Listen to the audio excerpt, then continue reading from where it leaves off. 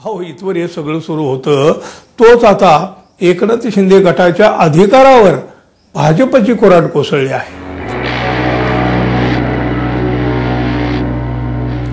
मित्र हो, नमस्कार. विक्रमी बहुमतानं महायुतीचं सरकार आलं, पण या सरकारमध्ये कुणीच आनंदी नाही, समाधानी नाही. हेच तर चित्र आपण पाहतो आहोत. एकमेकावर कुरघोडी करणं, आपसात राजकारण करणं, एवढंच काय ते सध्या चालू आहे. महाराष्ट्राचं कोणाला पडलेलं नाही, सामान्य माणसाचं कोणाला पडलेलं नाही. आपली सत्ता, आपली खुर्ची, आपले गट, आपले समर्थक.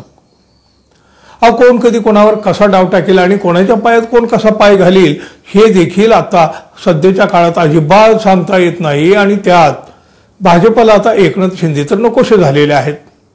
नाही म्हणजे तशा घटना सातत्यानं घडतानाही दिसत आहेत, तशी वक्तव्य देखील येत आहेत. एकनाथ शिंदे गटाला हे सगळं कळतंय, दिसतंय, त्यांच्या लक्षातही आलेलं आहे, पण ते काहीही करू शकत नाहीत ना हो. त्यामुळं तोंड दाबून बुक्क्याचा मार सहन करण्यापलीकडे त्यांच्या हातात काही उरलेलं नाही. सरकार स्थापन झाल्यापासून शिंदे गटाला दुय्यम वागणूक दिली जात आहे. याचे अनेक उदाहरणं देता येतील ना. बघा, मुख्यमंत्रीपद देतो म्हणाले, नाही दिलं. गृहमंत्रीपद मागितलं, नाही मिळालं. पालकमंत्रीपदाच्या शर्यतीतही कुणी जमेला धरलं नाही. तिथंही रस्सीखेच, तिथंही ताणतणाव, तिथंही मान अपमान.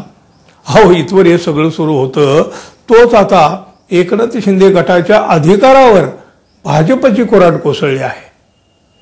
महायुतीचं सरकार आलं तरी मनासारखी मंत्रिपदं मिळाली नाही. त्यामुळे शिंदे गटामध्ये आधीच अस्वस्थता तर आहे. त्यातच आता मंत्र्यांना खाजगी सचिव म्हणजे PA हे खाजगी सचिव नेमण्याचा अधिकार देखील काढून घेत मुख्यमंत्री देवेंद्र फडणवीस यांनी शिंदे गटाला हा एक मोठा धक्का देऊन टाकलेला आहे. एकनाथ शिंदे गटाच्या 12 मंत्र्यांपैकी फक्त 3घांनाच खाजगी सचिव देण्यात आलेले आहेत. इतर मंत्री अजूनही या खाजगी सचिवांच्या प्रतीक्षेत आहेत. त्यामुळं शिंदे गटाची भाजपा विरोधातली नाराजी आणखीनच वाढीला लागलेली आहे. भाजपच्या मंत्र्यांना PA, PS किंवा OSD ही जी काही पदं आहेत ही मुख्यमंत्री देवेंद्र फडणवीस यांच्या ग्रीन सिग्नल शिवाय मिळणार नाहीत. शिंदे गटाच्या मंत्र्यांचे PA नियुक्त करण्याचे अधिकार देखील देवेंद्र फडणवीस यांनी स्वतःकडे ठेवले आहेत. उपमुख्यमंत्री एकनाथ शिंदे यांनाही आतापर्यंत 1 PS आणि 1 विशेष कार्यकारी अधिकारीच मिळालेला आहे.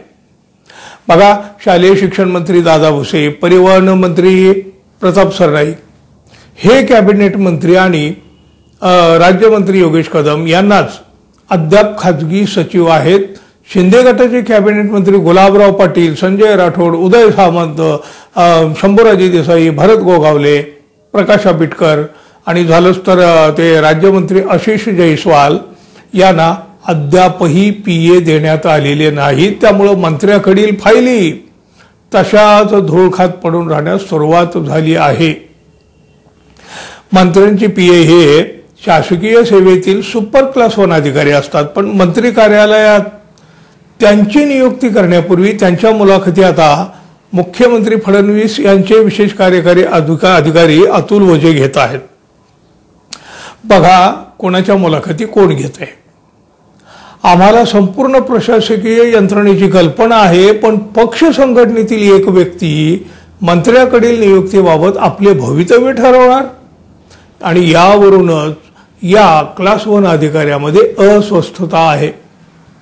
सनदी अधिकारी म्हणून सरकारी सेवेतून निवृत्त झालेले लाडके मित्र असलेल्या अधिकाऱ्यांना शासकीय बंगले देण्यात आले, पण एकनाथ शिंदे यांच्या मंत्र्यांना मलबार हिल आणि चर्चगेट या परिसरातील इमारतीत फ्लॅट दिले गेले आहेत. फ्लॅट सरकारी बंगल्याऐवजी फ्लॅटवर बोळवण करण्यात आली आहे. त्यामुळे तिथंही एकनाथ शिंदे गटात प्रचंड नाराजी आहे.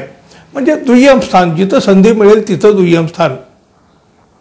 म्हणजे एकंदर काय बघा, तर एकनाथ शिंदे यांना भाजपा धक्क्यावर धक्के देत आहे. गोड बोलून भाजपा कडू गोळी खायला घालत आहे. आता हे सगळं सहन करीत असतानाही आता देवेंद्र फडणवीस यांनी साधे अधिकारही एकनाथ शिंदे यांच्याकडे ठेवले नाहीत. कसं चालणार महायुतीचं सरकार. एकनाथ शिंदे कितीही नाराज झाले तरी ते काय करणार हो, कुठं जाणार.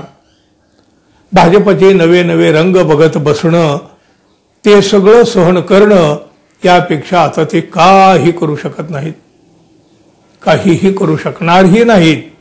अहो, ही तर केवळ सुरुवात आहे त्यांच्या या भाजपच्या वेगवेगळ्या रंगाची. आगे आगे देखो होता है क्या.